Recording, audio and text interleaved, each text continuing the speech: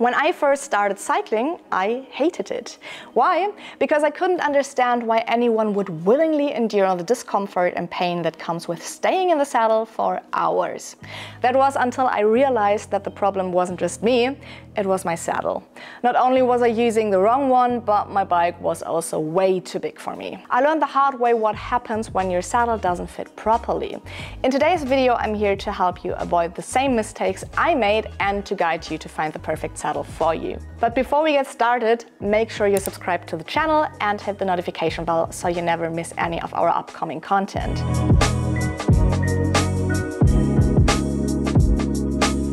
Your bike has three main contact points: the handlebars, the pedals and the saddle, with the saddle being the most personal of them all. There are thousands of saddles out there, each varying in shape, padding and material. What works perfectly for me might be a literal pain in the butt for you, and vice versa. That's why we're not focusing on specific products in this video. Instead, I'll give you an overview of the most important factors to consider when choosing a saddle, explore the differences between men's and women's saddles, and share some tips on how to find the perfect fit. One issue I had with my old bike and saddle was that instead of sitting on my sit bones, I was putting pressure on my lady parts, and I was sitting on the nose of the saddle. The result? Pain and numbness that lingered for hours even after I got off the bike.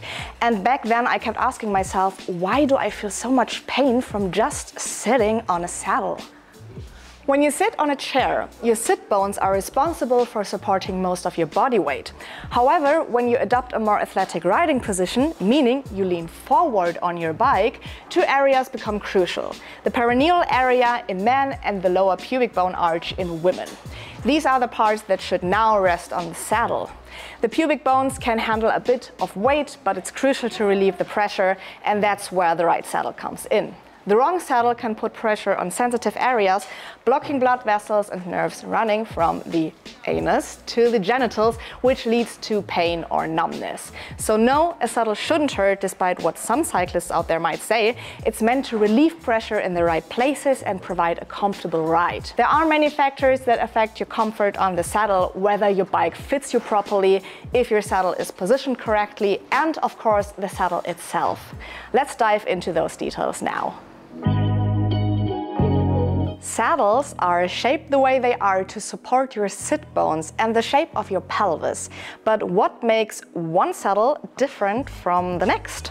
Saddles can differ in length, width, level of flatness, padding, material, cutouts and different technologies. As a general rule, the more athletic and extended your position on the bike, the more your hands and arms support your weight, meaning you'll need a narrower and firmer saddle. On the other hand, if you ride in a more upright position, you'll need to focus on the right padding and a wider saddle, as the pressure on your sit bones and perineal area increases. So the angle of your back affects the angle of your hips and pelvis. Your anatomy also influences saddle widths. For instance, a road cyclist who enjoys leisurely rides will need a different saddle than someone who races aggressively. You can check out the saddle manufacturers' websites. The most offer a saddle finder tool that guides you through their products and helps you find a saddle that might be good for you and your needs. Saddles also come in different lengths. For instance, some models have a very short nose. These are commonly found on triathlon and time trial bikes. The idea is to better fit the cyclist's pelvis and bring their posture closer to the handlebars, which helps to achieve a more aerodynamic and streamlined ride.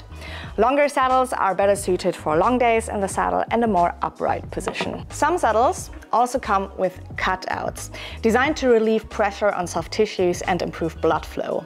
While this works for some riders, it can feel like a torture device for others, as the edges of the cutout actually might cause the very pressure and nerve blockage they're meant to prevent, leading to numbness and pain.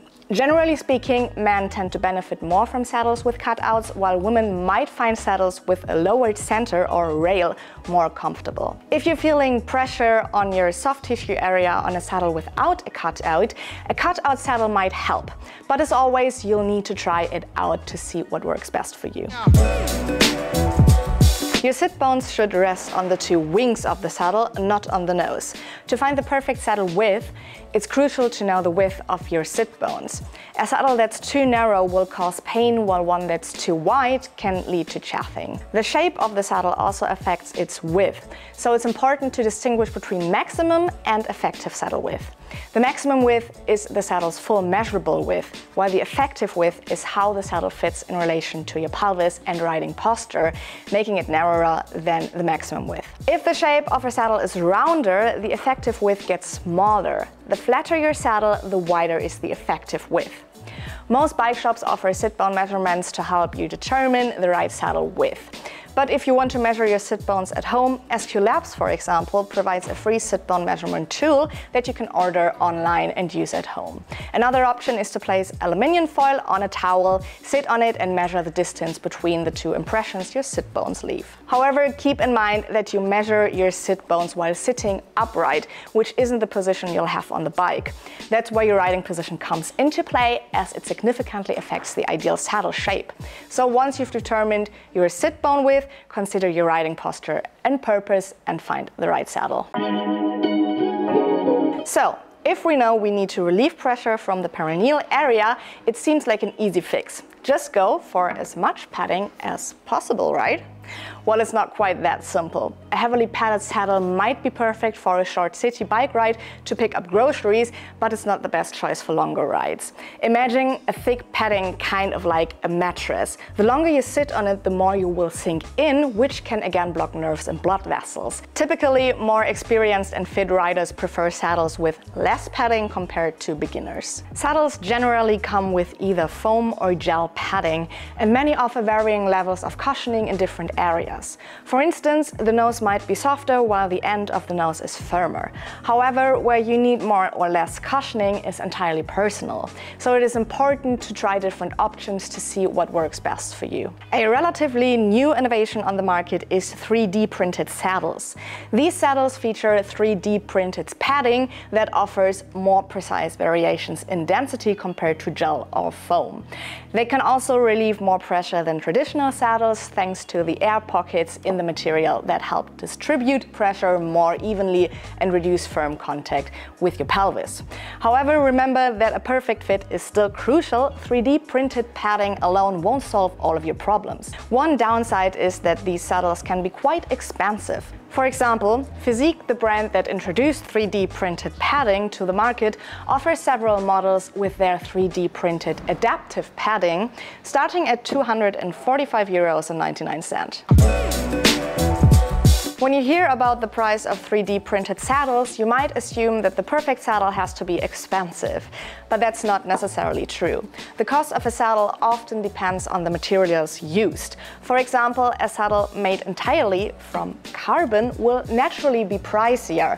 However, in most cases, these materials mainly affect the weight, not the overall comfort, except for 3D printed saddles, maybe. It's more important to prioritize finding the right shape and padding first, then consider fancy materials. Speaking of materials, be cautious with carbon rails and check if your bike can accommodate them. Carbon rails are oval and not all seat post clamps can fit them.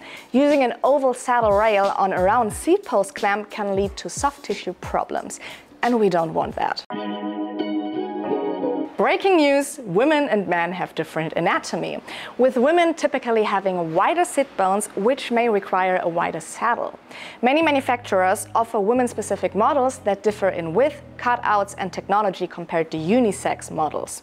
For example, specialized mimic technology provides extra cushioning in the saddle's rail to relieve pressure on soft tissue.